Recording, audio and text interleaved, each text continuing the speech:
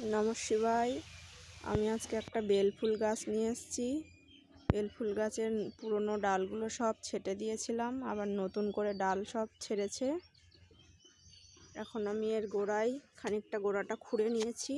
Side দিয়ে একদম এর টব পরিবর্তন করা লাগবে না, অনেকটা বড় জায়গায় লাগানো রয়েছে। এটা আমার মাদার গাছ।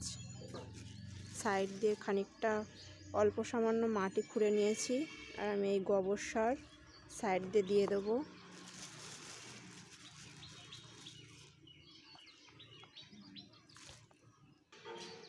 গোবর সার আমি দিয়ে নিয়েছি সাইড দিয়ে। আর আমার এই মাটির সঙ্গে গাছের পচা পাতা মিশানো রয়েছে, এই মাটিটা আমি এখন ওর গোড়ায় দিয়ে দেবো।